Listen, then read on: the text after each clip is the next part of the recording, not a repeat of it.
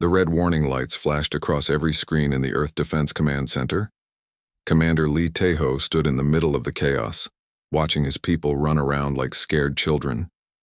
The coffee in his cup had gone cold hours ago, but he kept holding it anyway. "Sir, we have confirmation," Captain Kim Do-won said, his voice tight with fear. "The alien fleet is real, 37 ships, each one bigger than our largest space station." Lee looked at the main screen. The images from their deep space cameras made his stomach drop. The alien ships looked like giant crystals floating in space, beautiful and deadly at the same time. Each one could probably destroy Earth's entire navy without breaking a sweat. "How long do we have?" Lee asked. "They gave us 30 days, Doctor," Park So-min said from her workstation.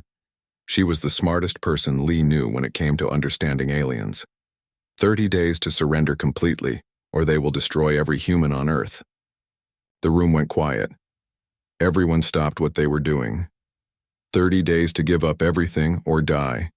It was not much of a choice. Lee set down his coffee cup and walked to the main screen.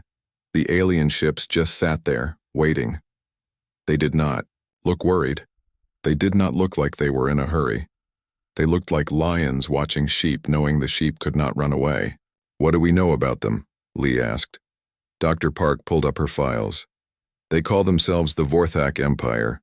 They have been around for thousands of years. They control 42 star systems. They have never lost a war."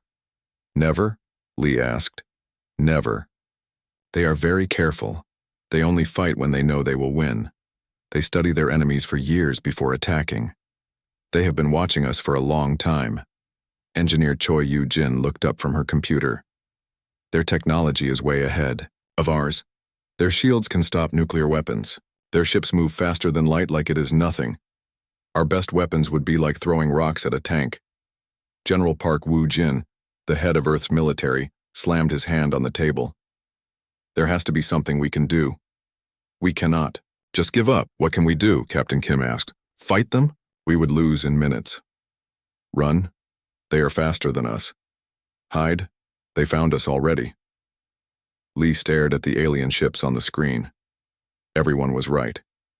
Humanity could not win a normal fight. But maybe they did not need to fight a normal fight. "Dr. Park," Lee said slowly. "You said they are careful. What did you mean?" Dr. Park looked confused.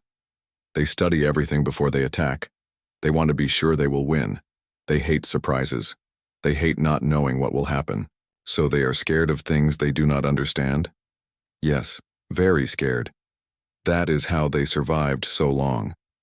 When they do not understand something, they either stay away from it or destroy it from far away."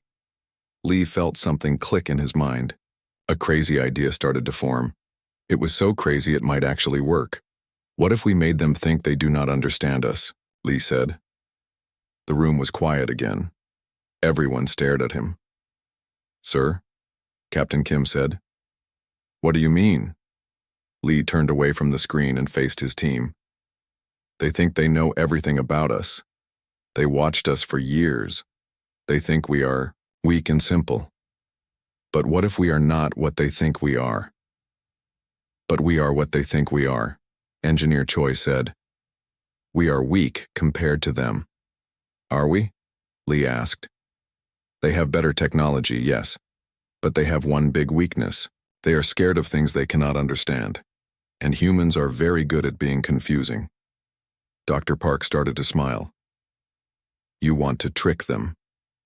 "I want to scare them," Lee said.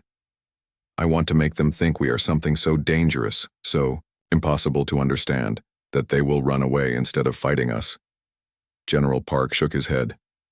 "That is crazy. How can you trick beings that smart?" "Because they are too smart," Lee said. "Smart people think in patterns. They expect things to make sense. When things do not make sense, they get scared.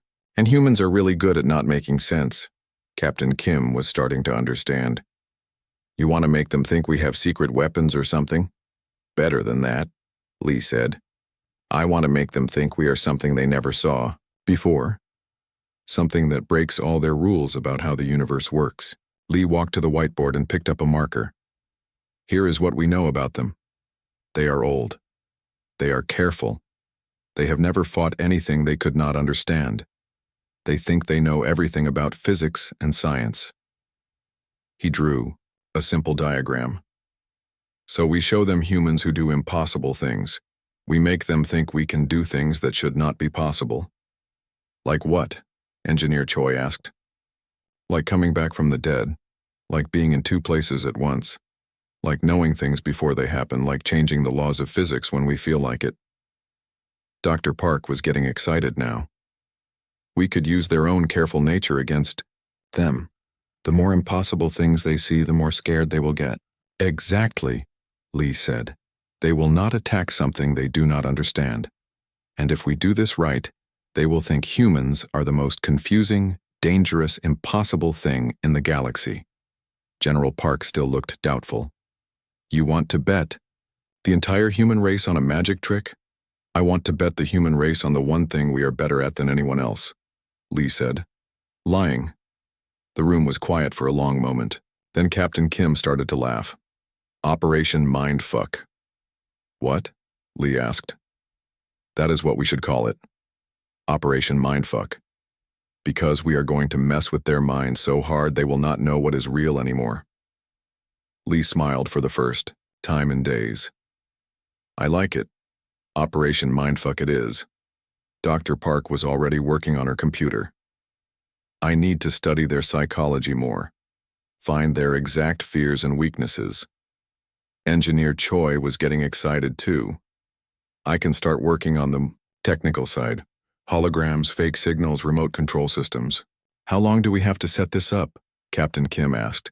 They said 30 days, Lee replied. But they will probably send a small ship first to receive our surrender. That is when we start the show. Lee looked around the room at his team. They all looked scared, but they also looked determined. Humanity was about to try the biggest con game in history. Remember, Lee said, we are not just fighting for Earth. We are fighting to prove that sometimes the best weapon is not the biggest gun. Sometimes the best weapon is a really good lie. 3 days later, the Vorthak sent a small diplomatic ship toward Earth. It was sleek and silver, moving through space like a knife through water.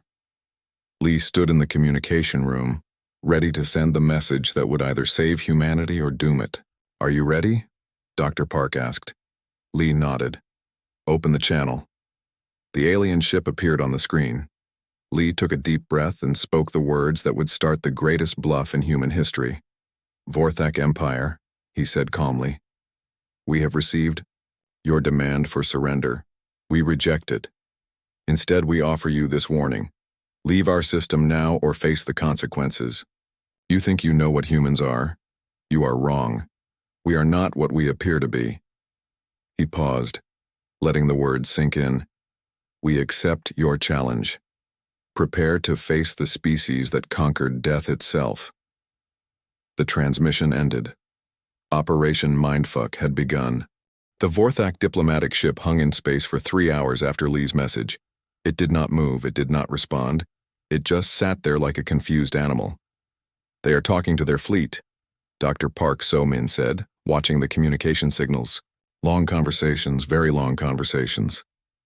Lee stood behind her, drinking his 5th cup of coffee that day. What are they saying? I cannot understand their language yet, but the patterns are interesting. Short, fast signals at first. Now they are sending long, detailed messages back and forth. They sound worried. Captain Kim Do-won looked up from his tactical screen. Their main fleet moved closer. Not close enough to attack, but closer. They want to see what we do next. Perfect, Lee said.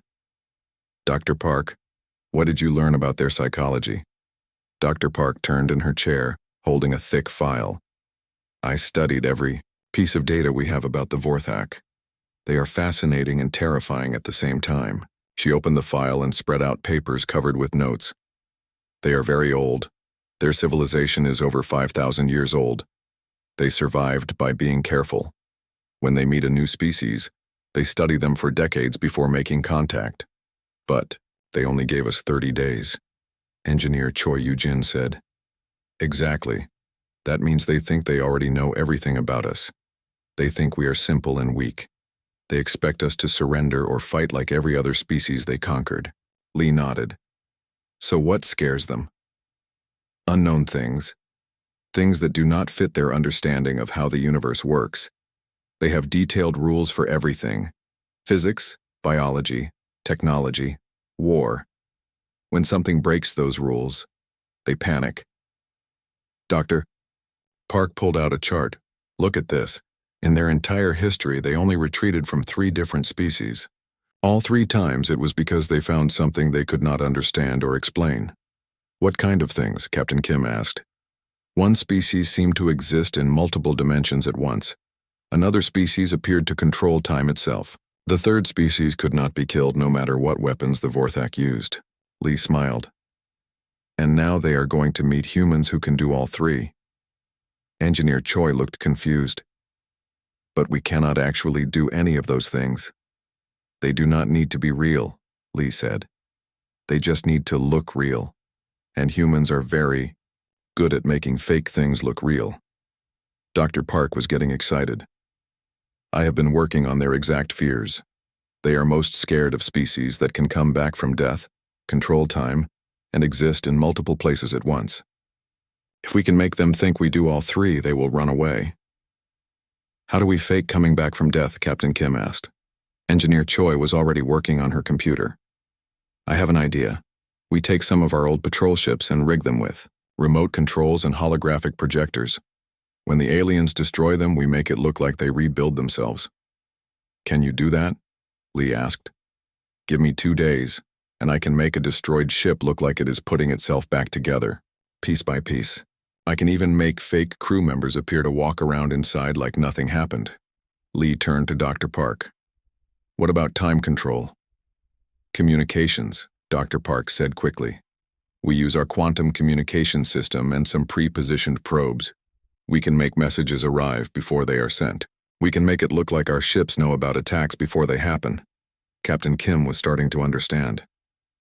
We could stage fake battles where our ships dodge attacks that have not been fired yet. Exactly, Dr. Park said.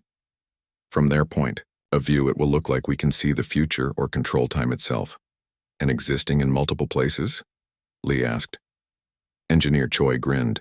Holographic projectors and coordinated movements. We make the same ship appear in different locations at the same time. Or we make one person appear to be in multiple places talking to different aliens simultaneously. Lee looked around the room. His team was getting excited now. The impossible was starting to look possible. We need to be very careful about this, Lee said. One mistake, and they will figure out we are lying. Then they will destroy us just to be safe. I have been thinking about that, Dr. Park said. We need to make each trick more impossible than the last. Start small, then build up to things that completely break their understanding of reality. Lee nodded. What is our first trick? Engineer Choi pulled up a schematic on her screen. I already have 3 old patrol ships ready. They are hidden behind the moon, loaded with remote control systems and holographic equipment. When the Vorthak scouts come to investigate, we let them destroy the ships. Then we make the ships come back to life. How will it look to them? Captain Kim asked. Like magic, Engineer Choi said proudly. First, the ships will appear to be dead. Floating pieces of metal and plastic. Then slowly the pieces will start moving back together. Metal will flow like water. Broken parts will fix themselves. The ships will become whole again. And the crew? Lee asked. Holograms of real crew members will appear inside the ships. They will act like being destroyed and rebuilt as normal. Maybe they will even complain about the inconvenience. Dr. Park laughed. The Vorthak will not know what to think. In their experience, dead things stay dead. Destroyed ships stay destroyed. When do we start? Lee asked. Their scout ships will be here in 6 hours, Captain Kim said. They are coming to see if we really meant what we said. Perfect, Lee said. Dr. Park, I want you monitoring their communications. I want to know their exact reactions to everything we do. Engineer Choi, are your ships ready? Ready and waiting, Engineer Choi said. The crews are hidden in the base under the moon. The holographic systems are tested and working. The remote controls are perfect, Captain Kim. Position our real ships where the aliens can see them but keep them safe. We do not want to lose any real people in this trick. Already done, sir. Our ships are positioned to look like they are patrolling, but they can escape quickly if needed. Lee walked to the main screen and looked at the approaching alien scouts. 3 small ships moving fast toward Earth. In a few hours, humanity would find out if the biggest lie in history could actually work. Remember, Lee said to his team, we are not just making them think we have secret weapons. We are making them think we are something that should not exist. Something that breaks every rule they know about life and death and physics. Dr. Park was already at her communication station. I am ready to record their reactions. Engineer Choi had her hands on the controls for the fake ships. The patrol ships are in position. When the aliens destroy them, I will start the resurrection show. Captain Kim was monitoring the tactical situation. Our real ships are ready to put on the performance of their lives. Lee sat down in his command chair and watched the alien scouts get closer to Earth. In 3 hours, they would either be heroes or dead men. But for the first time since the aliens arrived, Lee felt like humanity had a real chance. Begin Operation Mindfuck, he said quietly. Let us show these aliens what happens when you mess with the best liars in the galaxy. The alien scouts were now close enough to see Earth clearly. In 2 hours, they would get the shock of their very long lives. The first trick worked better than Lee had hoped. Sir, you need to see this, Dr. Park So-min said, her voice full of excitement and fear. She was listening to the alien communications, and her face was pale. Lee rushed to her station. What are they saying? They are scared. Really scared. The scout ships that watched our patrol ships rebuild themselves are sending panic reports back to the main fleet. They keep using words that translate to impossible and violation of natural law. On the main screen, they could see the 3 alien scout ships. They were much farther away from Earth now than they had been an hour ago. After watching the human patrol ships rebuild themselves from space junk, the scouts had backed away quickly. How did they react to the crew members? Lee asked. Engineer Choi Yu-jin was grinning at her control station. They almost ran away completely when Lieutenant Park Bo-young appeared on the bridge of the rebuilt ship and said, Sorry about that delay, Control. Being temporarily disassembled is always annoying. Captain Kim Do-won laughed. The hologram was perfect. She acted like being blown up and rebuilt was just another Tuesday. The aliens spent 20 minutes scanning the rebuilt ships, Dr. Parkey said. Their sensors confirmed that the ships were actually destroyed. Completely destroyed. But then they were whole again, with the same crew, same equipment, same everything. Lee nodded. Good. That was the easy part. Now they think we can come back from death. Next, we need to make them think we can control time. Dr. Park pulled up her files. I have been studying their communication patterns more. The scouts sent a message to the main fleet saying they need to send bigger ships to study us. The main fleet is sending 5 heavy cruisers. When will they arrive? Lee asked. Tomorrow morning. These ships are much more dangerous than the scouts. They have powerful weapons and advanced sensors. If they figure out we are lying, they will attack immediately. Lee felt his stomach tighten. The stakes were getting higher. Then we need to give them something even more impossible to think about. Engineer Choi was already working on her computer. I have the time manipulation trick ready. We have quantum communication devices positioned around the solar system and some fake battle scenarios prepared. Explain it to me, Lee said. Simple, Engineer Choi said. We stage a fake battle. Our ships will seem to dodge attacks before the alien ships fire them. We will send messages that arrive at their destination. Before we actually send them, we will make it look like we can see the future or make time move backward. Captain Kim looked worried. That sounds a lot more complicated than making ships rebuild themselves. It is, Engineer Choi admitted. But I have been testing it for 2 days. The timing has to be perfect, but it can work. Dr. Park was monitoring the alien communications. Again. The main fleet is very interested in our resurrection technology. They are sending their best scientists to study us. Perfect, Lee said. Scientists are even easier to confuse than soldiers. They expect everything to follow rules. When the rules get broken, they panic worse than anyone. Lee walked to the tactical display. Tomorrow, 5 large alien warships would arrive to investigate humanity. Each ship could destroy Earth's entire space force without trying hard. But they were not coming to fight. They were coming to understand. And Lee was going to make sure they left more confused than when they arrived. "Dr. Park, what else scares the Vorthak?" Lee asked. "Species that exist in multiple dimensions simultaneously," Dr. Park said. "They encountered something like that once, 300 years ago. It still terrifies them." "Can we fake that?" Lee asked Engineer Choi.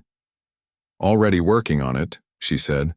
"Advanced holographic projectors and coordinated ship movements. We can make it look like our ships exist in several different dimensions at the same time, or make the same person appear to be in multiple places having different conversations." Lee was starting to feel confident again. "Here is what we do.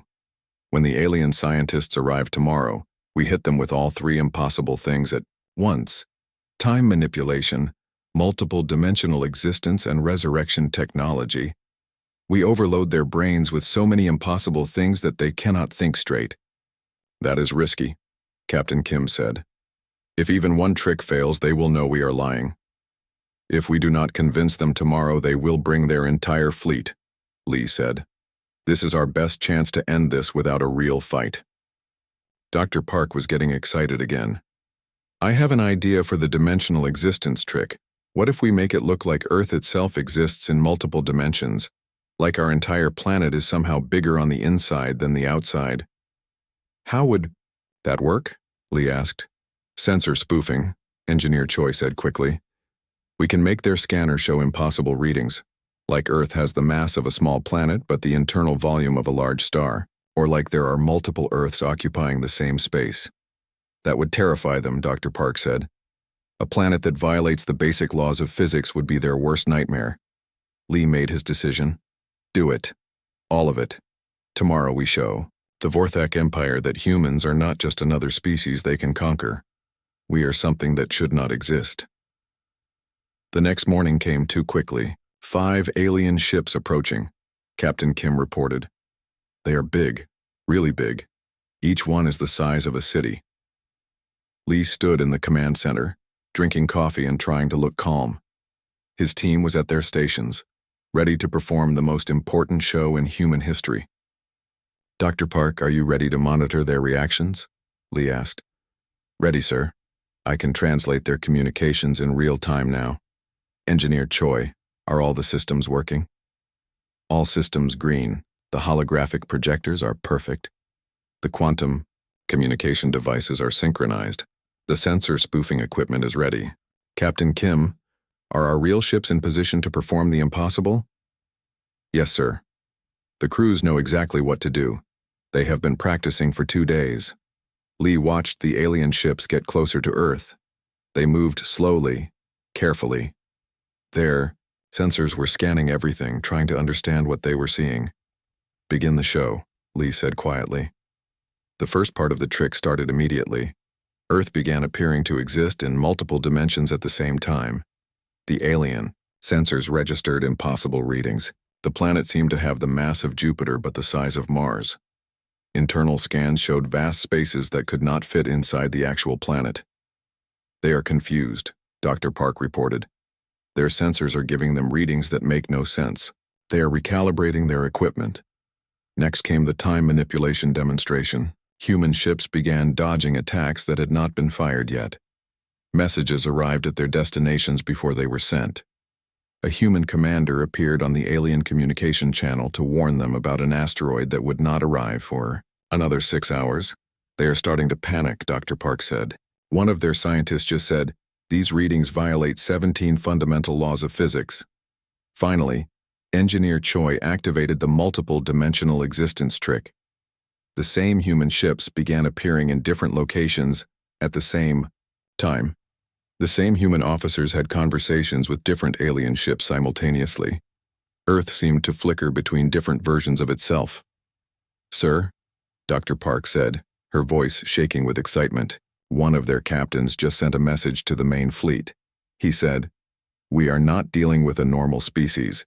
These beings appear to exist outside conventional space-time. Recommend immediate withdrawal and quarantine of this system. Lee felt a surge of hope. The plan was working. The aliens were so confused and scared that they were ready to run away. But then Captain Kim looked up from his station with worry in his eyes. "Sir, we have a problem. The main alien fleet is moving. All 37 ships. They are coming here." The celebration stopped. Lee felt his heart sink. "Are they coming to attack us?" Lee asked. Dr. Park listened to the alien communications for a long moment. Then she looked up with a strange expression on her face. "No, sir. They are coming to run away. All of them. The entire Vorthak Empire is retreating from human space. They are declaring us a reality hazard zone and forbidding any future contact." Lee stared at her. "They are running away from us?" "Yes, sir. We scared them so badly that they are retreating from our entire solar system. Forever." For the first time in weeks, Lee allowed himself to smile. Operation Mindfuck was working even better than he had hoped. Lee thought they had won. The alien fleet was retreating and Earth was safe. But Dr. Park So-min had bad news. "Sir, they stopped," she said, looking at her communication screen with worry. "The Vorthak fleet stopped moving away from us. They are having a big argument." Lee felt his stomach drop. What kind of argument? Half of them want to run away immediately. The other half think we are lying about everything. The second group wants to test us with real weapons. Captain Kim Do-won looked up from his tactical display. "If they decide to test us, we are dead. Our tricks only work if they do not shoot at us with real intention to kill." Engineer Choi Yoo-jin was already working at her computer. "How much time do we have?" "They are giving us until tomorrow morning to prove we are really as powerful as we claim," Dr. Park said.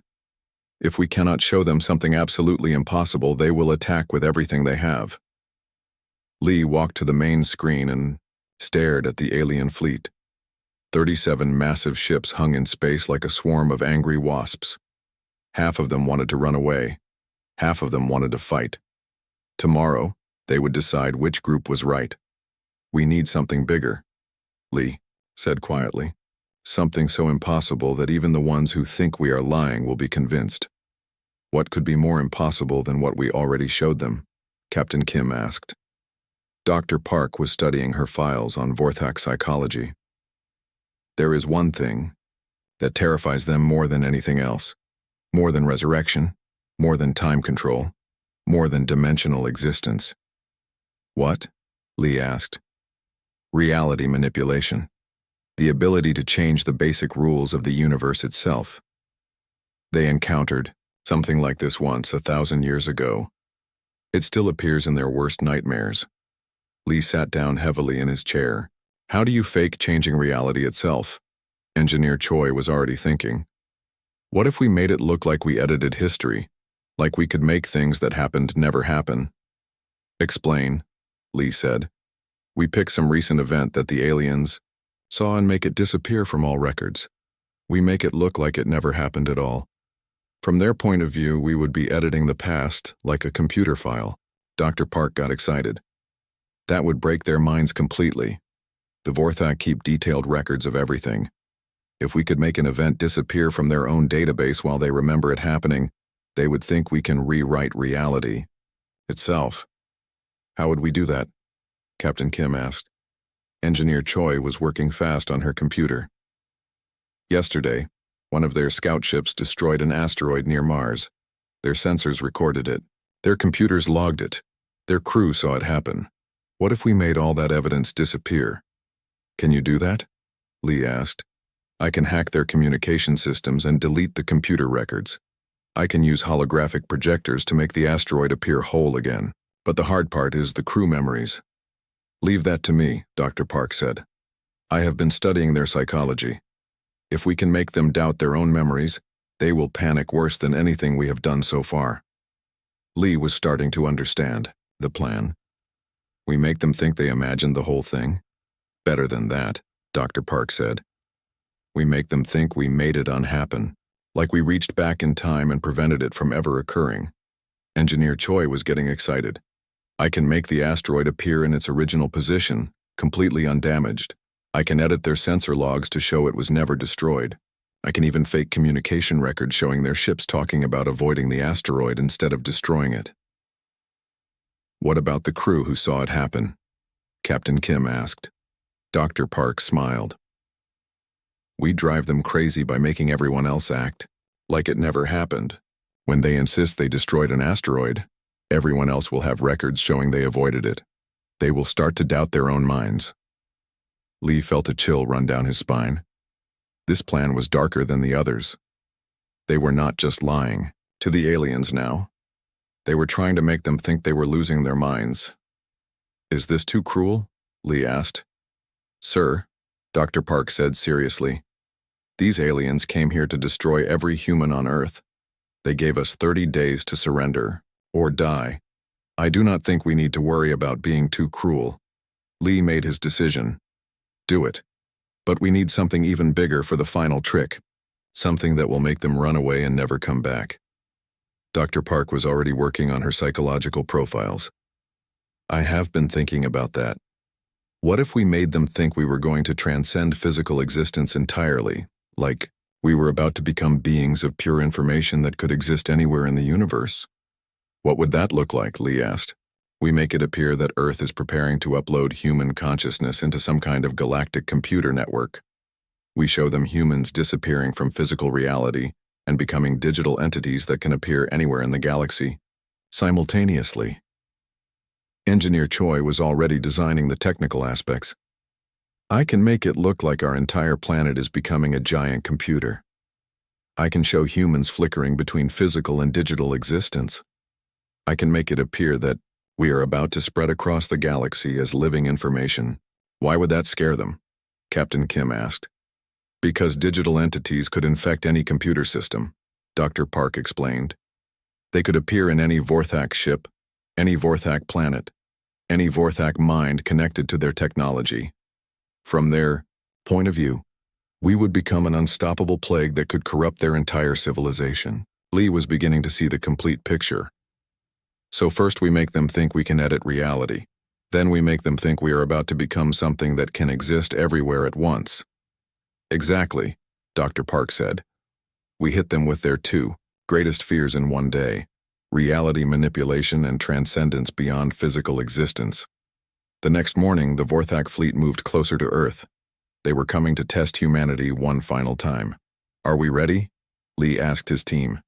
The asteroid restoration is complete, Engineer Choi reported. I have deleted all records of its destruction from their databases. The holographic projectors are making it appear whole and undamaged. The psychological manipulation is ready, Dr. Park said. I have identified which crew members saw the asteroid destruction. When they report it, everyone else will have evidence that it never happened. And the transcendence preparation? Lee asked. Phase 1 begins in 2 hours, Engineer Choi said. Earth will start appearing to transform into a massive computing system. Humans will begin flickering between physical and digital states. Lee watched the alien fleet approach. This was humanity's last chance. If this final trick failed, there would be no tomorrow for Earth. Begin the reality manipulation demonstration, Lee ordered.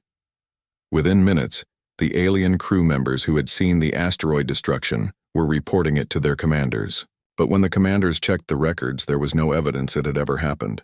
The asteroid sat peacefully in space, completely whole.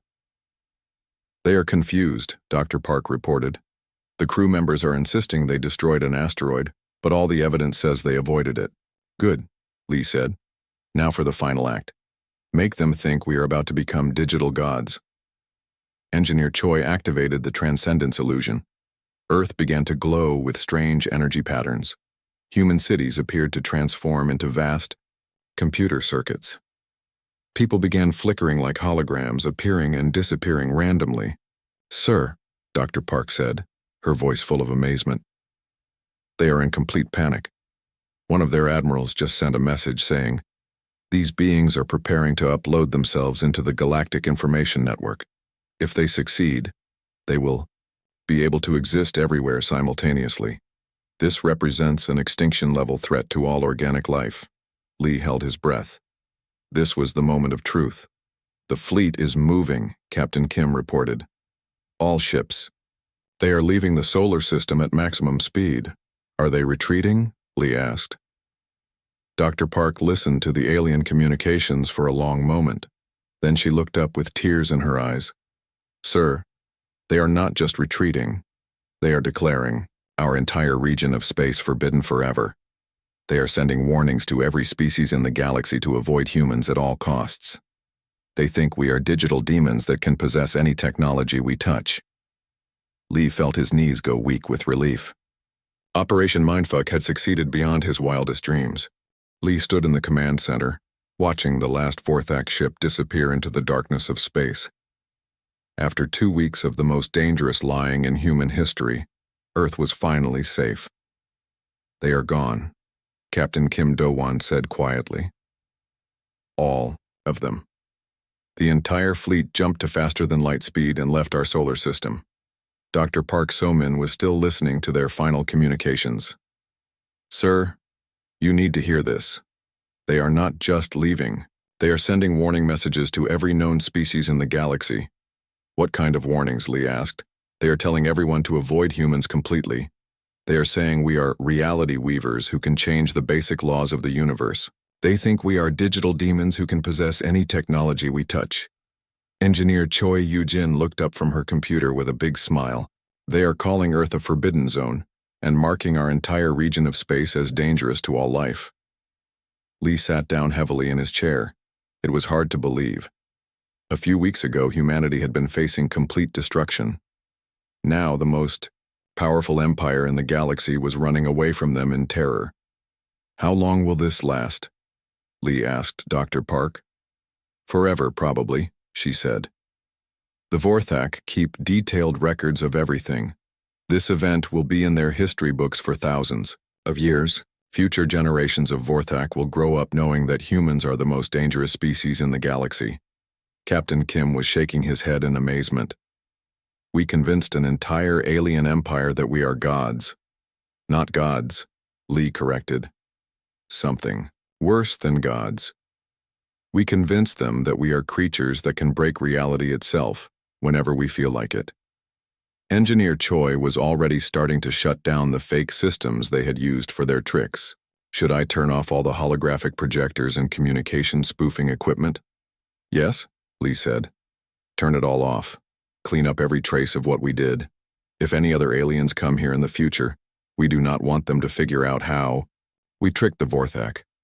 As Engineer Choi worked, the fake signs of human transcendence began to disappear. Earth stopped glowing with strange energy. The cities stopped looking like computer circuits. The holographic projectors that had made humans flicker between physical and digital existence went dark. "It feels strange," Captain Kim said. "Going back to being normal humans after pretending to be reality-controlling super beings." "We were never pretending to be super beings," Lee said. "We were pretending to be something the Vorthak could not understand." And in a way, that was true. They really could not understand us. Dr. Park was reading through the final Vorthak reports. "Listen to this." One of their scientists wrote, "The human species appears to exist outside normal space-time. They demonstrate impossible abilities including resurrection from death, manipulation of temporal flow, multi-dimensional existence, reality editing, and consciousness transcendence. Recommend permanent quarantine and absolute avoidance. Contact with this species represents an extinction-level threat to the Vorthak Empire." Lee laughed for the first time in weeks. "They think we are so dangerous that just talking to us could destroy their entire civilization." "In a way, they are right," Engineer Choi said. "If they knew the truth about how we tricked them, it would destroy their confidence forever. They would never trust their own sensors or records again." "What is the truth?" Captain Kim asked. "What did we really do?" Lee thought about it for a moment. "We used the one advantage humans have over every other species in the galaxy. We are the best liars who ever lived." "Is that really our greatest strength?" Dr. Park asked. "Think about it," Lee said. Every other intelligent species we know about is logical and honest. They evolved to tell the truth because truth helps them survive. But humans evolved differently.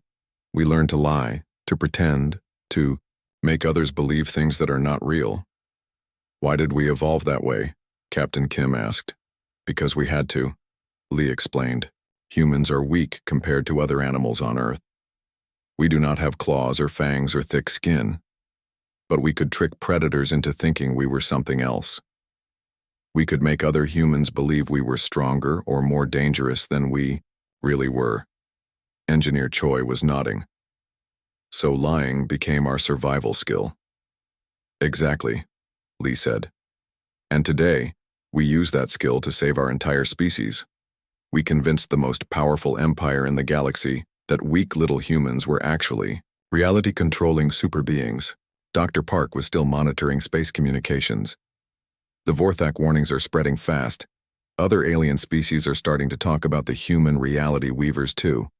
Our reputation is growing across the galaxy. Good, Lee said.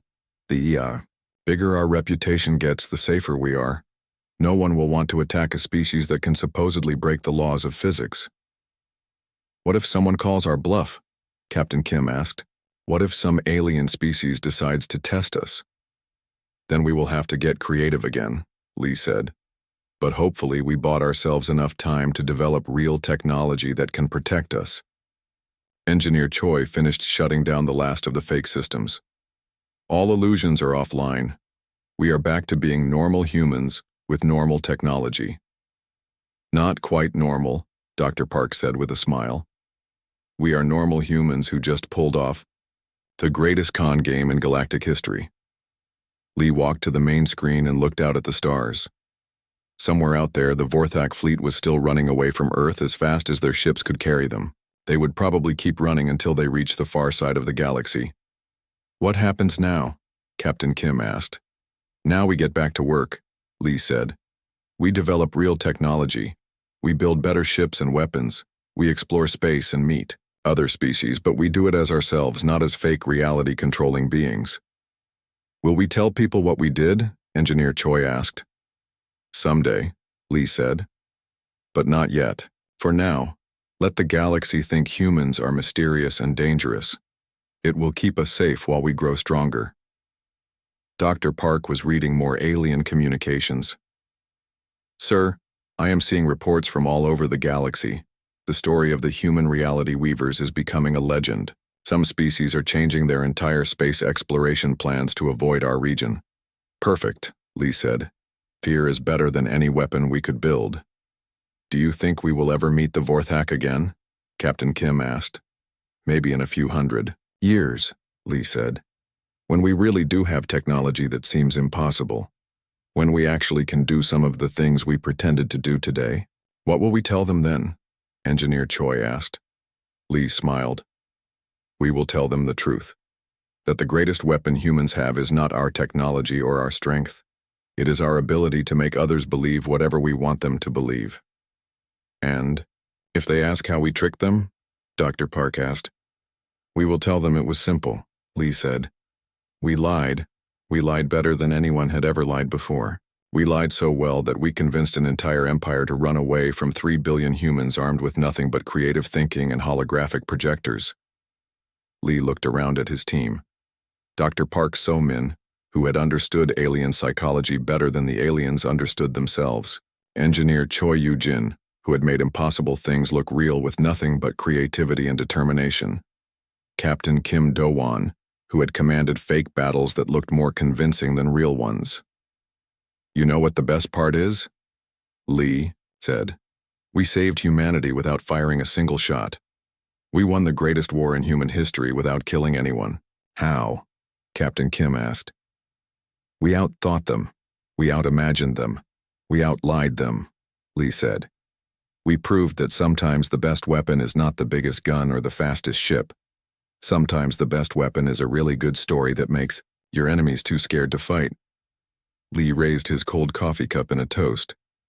To Operation Mindfuck, the day humanity became the most feared species in the galaxy by pretending to be something we were not. His team raised their cups too. To the greatest lie ever told, Dr. Park said. To the humans who saved the world with nothing but creativity and courage, Engineer Choi added. To proving that humans are the best liars in the galaxy, Captain Kim finished. They drank their coffee and watched the stars, knowing that somewhere out there, an entire empire was still running away from them in terror. Earth was safe, and humanity had time to become everything they had pretended to be. The greatest bluff in galactic history was complete.